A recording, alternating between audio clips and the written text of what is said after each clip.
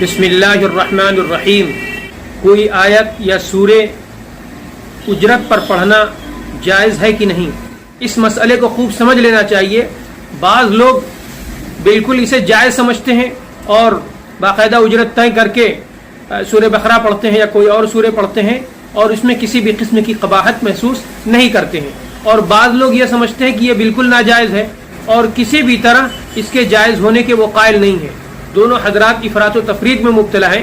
جو مسئلے کی صحیح نوعیت ہے وہ یہ ہے کہ اس میں دو شکلیں بنتی ہیں. پہلی شکل یہ ہے کہ تلاوت قرآن سورہ بقرہ یا کوئی اور سورے صرف اور صرف ثواب کی نیت سے پڑھوائی جائے. مثلا حافظ قرآن سے یہ کہا جائے کہ آپ ہمارے ہاں 40 دن تک سورہ بقرہ پڑھ دیجئے اور ہم آپ کو اتنی اجرت دیں گے, ہم آپ کو اتنا پیسہ دیں گے یا کپڑا دیں گے یا کوئی اور چیز دیں گے, اور اس کے پیچھے کوئی ریزن نہ ہو, صرف ثواب حاصل کرنا مقصد ہو, یا یہ مقصد ہو کہ اس کا ثواب کسی میت کو پہنچایا جائے گا, یعنی ایصال ثواب کے لیے پڑھوایا جائے. تو ایسی صورت میں چونکہ صرف ثواب حاصل کرنا مقصد ہے, لہذا یہ عبادت محضہ ہے, یعنی خالص عبادت ہے, اور خالص عبادت میں اجارہ جائز نہیں ہوتا ہے. لہذا اس شکل میں اجرت پر تلاوت قرآن کرنا, سورہ بقرہ پڑھنا یا کوئی اور سورہ پڑھنا جائز نہیں ہوگا.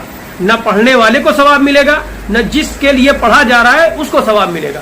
جب پڑھنے والے کو ہی نہیں ملے گا تو جس کے لیے پڑھا جا رہا ہے اس کو کہاں ملے گا. دوسری شکل یہ بنتی ہے کہ ثواب مقصود نہ ہو بلکہ برکت مقصود ہو یا کوئی علاج مقصود ہو.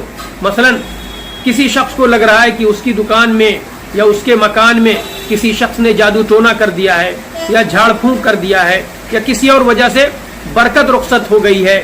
کوئی کام ہوتا ہے تو بگڑ جاتا ہے, بچے ہوتے ہیں تو انتقال کر جاتے ہیں یا بیمار رہتے ہیں. اب اس کو لگ رہا ہے کہ ہمارے گھر سے برکت ختم ہو گئی ہے, لہذا حصول برکت کی نیت سے تلاوت قرآن وہ کروا رہا ہے, سورہ بقرہ پڑھوا رہا ہے یا کوئی اور سورہ پڑھوا رہا ہے. اسی طرح کوئی شخص بیمار رہتا ہے, کسی شخص پر آسیب کا اثر ہے یا کوئی اور بیماری ہے اور کسی عامل نے بتا دیا ہے کہ سورہ بقرہ پڑھوائی جائے یا فلاں سورہ پڑھوائی جائے, گھر میں پڑھوائی جائے یا پڑھوا کر اس پر دم کیا جائے. ان تمام شکلوں میں چونکہ ثواب مقصود نہیں ہے بلکہ برکت مقصود ہے, یا ایک پریشانی ہے اس کو ختم کیا جانا مقصود ہے, جو بیماری ہے, جو آفت ہے وہ ختم ہو جائے, یا جو آسیب کا اثر ہے, جو جادو اور ٹونے کا اثر ہے یا جو جھاڑ پھونک کا اثر ہے وہ ختم ہو جائے. تو اب اس شکل میں اجرت پر, طے شدہ اجرت پر قرآن کریم کی تلاوت یا کسی سورے کی تلاوت جائز ہے. اس کی دلیل وہ حدیث ہے جو بخاری شریف میں کتاب الاجارہ میں, کتاب فضائل القرآن میں, کتاب الطب میں آئی ہے, اور اس کے علاوہ حدیث کی دیگر کتابوں میں آئی ہے کہ حضرت ابو سعید خدری رضی اللہ تعالی عنہ سے روایت ہے, اور بخاری شریف میں حضرت ابن عباس رضی اللہ تعالی عنہ سے بھی روایت ہے کہ صحابہ کرام کی ایک جماعت کو اللہ کے رسول صلی اللہ علیہ وسلم نے کہیں بھیجا, ایک سریہ بھیجا. راستے میں رات ہو گئی, وہاں ایک قبیلہ تھا, اس قبیلے سے صحابہ کرام نے درخواست کی کہ رات میں ہمیں مہمان رکھو اپنے ہاں, ہمیں کھلاؤ پلاؤ. ان لوگوں نے انکار کر دیا. ہوا یہ کہ اس قبیلے کے سردار کو بچھو نے ڈنک مار دیا, اور ان لوگوں نے علاج کی بہت کوششیں کی لیکن ٹھیک نہیں ہوا. کسی نے ان میں سے کہا کہ ذرا یہ جو لوگ آئے ہوئے ہیں ان کے ہاں جاؤ, ہو سکتا ہے ان کے ہاں کوئی علاج ہو. چنانچہ وہ لوگ آئے اور بتایا کہ قبیلے کے سردار کو بچھو نے ڈنک مار دیا ہے, تو کیا تم میں سے کوئی ایسا شخص ہے جو علاج کرتا ہے, جو جھاڑ پھونک کرتا ہے؟ ایک صحابی نے کہا کہ ہاں ہم جانتے ہیں, لیکن تم لوگوں نے ہمیں مہمان بنانے سے انکار کر دیا تھا, لہذا پہلے کچھ بکریاں طے کرو. چنانچہ ان لوگوں نے کچھ بکریاں طے کی جس کی تعداد بخاری شریف ہی کی ایک روایت میں 30 آئی ہے. اس کے بعد انہوں نے دم کیا, اور دم اس طرح کیا کہ وہ سورہ فاتحہ پڑھتے جاتے تھے اور منہ میں تھوک کو روکتے جاتے تھے, اس کے بعد دم کرتے تھے. اس طرح دم کرتے تھے جیسا کہ جھاڑ پھونک والے کرتے ہیں کہ جب دم کرتے ہیں تو تھوک کے ذرات بھی ساتھ میں نکلتے ہیں. اس طرح انہوں نے دم کیا اور وہ بالکل ٹھیک ہو گیا. اس کے بعد ان لوگوں نے انہیں 30 بکریاں بھی دیں اور دودھ بھی دیا, اور ایک روایت میں ہے کہ کھانا بھی دیا کھانے کو. اور اس کے بعد وہ صحابی آئے تو صحابہ اکرام نے کہا کہ ہمارا بھی اس میں حصہ لگاؤ.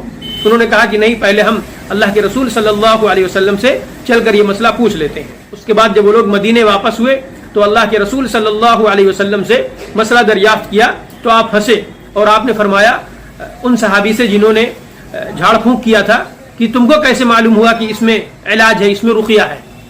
اور اس کے بعد آپ نے فرمایا کہ اس میں ہمارا بھی حصہ لگانا۔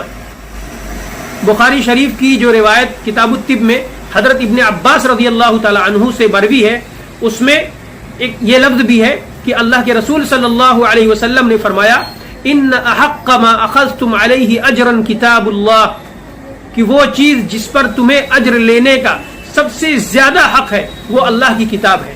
چنانچہ اس حدیث سے مسئلہ مستنبط ہوتا ہے کہ چونکہ اللہ کے رسول صلی اللہ علیہ وسلم نے رقیہ کے ضمن میں یہ فرمایا ہے کہ تم کتاب اللہ پر اجر لینے کے سب سے زیادہ مستحق ہو، لہذا اگر کوئی قرآن کریم سے یا احادیث پاک میں مذکور دعاؤں سے یا ایسی دعاؤں سے جن میں کفر اور شرک نہیں ہے رقیہ کرتا ہے اور اس پر اجر لیتا ہے تو اس کے لیے جائز ہے۔ اب اسی سے یہ مسئلہ بھی نکل کر سامنے آ گیا کہ اگر کوئی شخص قرآن کریم کی تلاوت کرتا ہے، سورہ بقرہ کی تلاوت کرتا ہے یا کسی اور سورہ کی تلاوت کرتا ہے، اور جو شخص تلاوت کروا رہا ہے اس کا مقصد ثواب حاصل کرنا نہیں ہے بلکہ کسی بیماری سے علاج ہے، جھاڑ پھونک ہے یا خیر و برکت کا حصول ہے، تو ان تمام شکلوں میں اجر طے کیا جا سکتا ہے، اجرت پر قرآن کریم پڑھا جا سکتا ہے۔ بخاری شریف کی شرح فتح الباری میں حافظ ابن حجر رحمۃ اللہ علیہ نے اس حدیث سے کئی سارے مسائل مستنبط کیے ہیں۔ مثلا کسی سے ہدیہ طلب کیا جا سکتا ہے، اسی طرح اس حدیث سے یہ مسئلہ بھی مستنبط کیا ہے علماء کرام نے کہ اگر کوئی چیز بظاہر حلال ہے لیکن اس کے استعمال کے جائز اور ناجائز ہونے میں کچھ شبہ ہے تب بھی اس چیز پر قبضہ کرنا درست ہے، کیونکہ یہاں پر صحابی نے 30 بکریاں تو لے لی ان لوگوں سے لیکن اس کو استعمال میں نہیں لے آئے جب تک کہ اللہ کے رسول صلی اللہ علیہ وسلم سے مسئلہ دریافت نہیں کر لیا۔ اسی طرح اس حدیث سے ایک مسئلہ یہ بھی مستنبط کیا ہے کہ اگر جہاں پر نص نہ ہو وہاں پر انسان اجتہاد کر سکتا ہے اگر وہ اجتہاد کا اہل ہے۔ یہاں پر کوئی نص موجود نہیں تھی، قرآن کریم کی کوئی آیت یا اللہ کے رسول صلی اللہ علیہ وسلم کا کوئی فرمان پہلے سے موجود نہیں تھا کہ سورہ فاتحہ سے اگر علاج کیا جائے تو اس پر اجر لیا جا سکتا ہے یا نہیں لیا جا سکتا ہے، کوئی اس پر نص موجود نہیں تھی۔ اس کے باوجود صحابی نے اجتہاد کیا اور انہوں نے ان سے وہ بکریاں لی اجرت میں۔ اس کے علاوہ اور سارے مسائل اس حدیث سے علماء کرام نے مستنبط کیے ہیں۔ اللہ تبارک و تعالی ہم لوگوں کو دین پر عمل کرنے کی توفیق نصیب فرمائے اور دین کا صحیح فہم ہم لوگوں کو عطا فرمائے۔ آمین و آخر دعوانا ان الحمدللہ۔